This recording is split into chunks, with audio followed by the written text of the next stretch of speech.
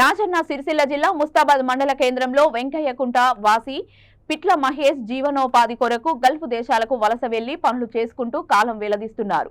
అయితే సౌదీలో పిట్ల మహేష్ శుక్రవారం అర్ధరాత్రి గుండెపోటుతో మృతి చెందాడు.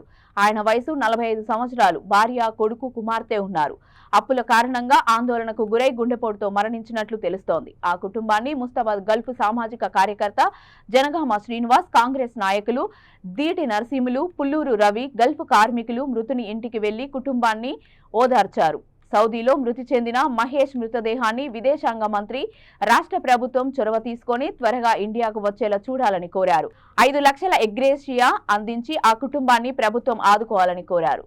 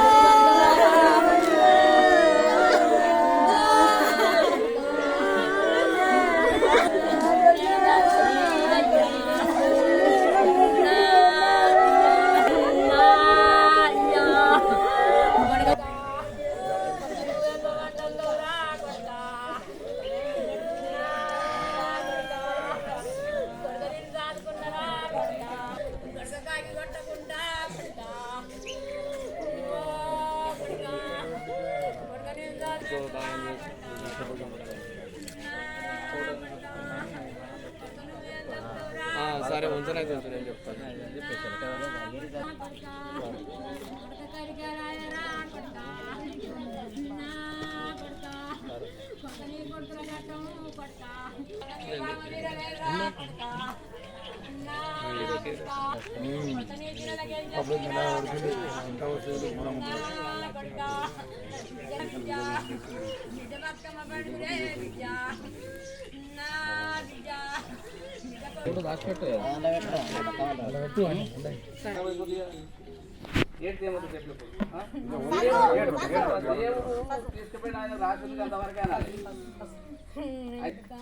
అంటే బలవంతంగా ఏం పోలేక ఏం కాలేగా అంటే సంపాదిస్తానే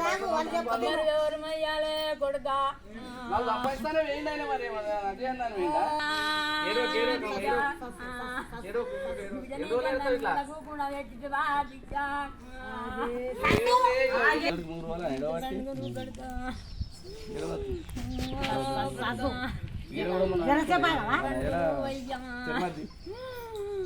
ఏం చేయలేదు.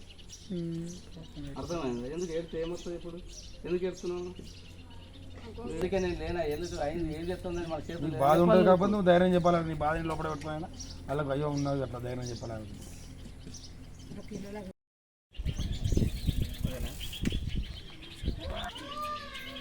ఈరోజు ముస్తాబాద్ ఆంధ్ర గ్రామైన వెంకయ్యకుంట గ్రామవాసి ఏదో 4 రూపాయలు వెనకేసుకున్నాము, అప్పు అయింది, సక్కయిందని చెప్పి బయట దేశం బతుకుదురు కోసం దుబాయో బాయో అని పోతే ఈరోజు ఎక్కిరించినటువంటి వ్యవస్థ ఆయనకు పాపం హఠాత్మతు ఆయన హార్ట్ అటాక్తో చనిపోవడం జరిగింది సౌదీలో బేస్తారం రోజు. ప్రత్యేకంగా ప్రభుత్వానికి విన్నవించేది కేంద్ర ప్రభుత్వాన్ని కావచ్చు, రాష్ట్ర ప్రభుత్వాన్ని కావచ్చు, తొందరగా ప్రయత్నం చేయాలని చెప్పి మన కేంద్ర విదేశాంగ మంత్రులకు మరియు యొక్క రాష్ట్ర ఎన్ఆర్ఐ డిపార్ట్మెంట్ వారికి విన్నవించుకున్నాం. అలాగే చనిపోయితే ఎవరైనా చనిపోయినారో వాళ్ళకు మన ముఖ్యమంత్రి వారిలు 5 లక్షల ఎక్స్గ్రేషియా ఇస్తా అన్నారు. సెప్టెంబర్లో స్టార్ట్ చేస్తామన్నారు. మన ఇద్దరు కూడా ఇచ్చారు వల్ల. అదేవిధంగా ఇలాంటి గరీబు అప్పు సప్పు చేసిపోయిన వాళ్ళకు కూడా ప్రత్యేకంగా తొందర చొరవ తీసుకొని ఇవ్వాలని చెప్పి మా యొక్క మనవి చేస్తున్నాం. ఎంత తొందర ఇస్తే అంత మంచిది. ఎందుకంటే చాలామంది పిట్టలు లేక రాలిపోతున్నారు. ఇక్కడ పనులు లేక, వర్షాలు లేక, ఇది లేక అప్పు సప్పు చేసి బయట దేశం బతకపోతే దిక్కుతోచిన రీతిలో చనిపోతే తెచ్చడానికి కూడా కష్టమవుతుంది. అక్కడ ఎంబీసీలో కూడా మన తెలుగు వారిని నియమిస్తే బాగుంటుందని చెప్పి ఈ యొక్క ప్రభుత్వాలకు ప్రత్యేకంగా వినియోగిస్తాం. ఇప్పుడు కాదు, గత 25 సంవత్సరాల నుంచి చెప్తున్నాం. ఏ ప్రభుత్వం కూడా మన తెలుగుని భారత రాయబారి కార్యంలో పెట్టలే. ఒక్క ఉద్యోగం కూడా ఇంతవరకు నియమించలేదు.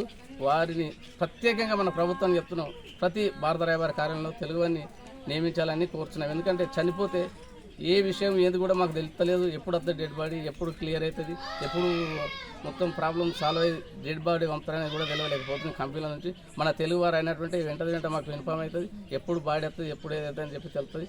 అలాగే ముందుగా ప్రభుత్వం తెలియజేసేది 5 లక్షల ఎక్స్‌గ్రేషియా మాత్రం అతి తొందరలో ఇవ్వాలని చెప్పి మా యొక్క మనవి వస్తున్నాం.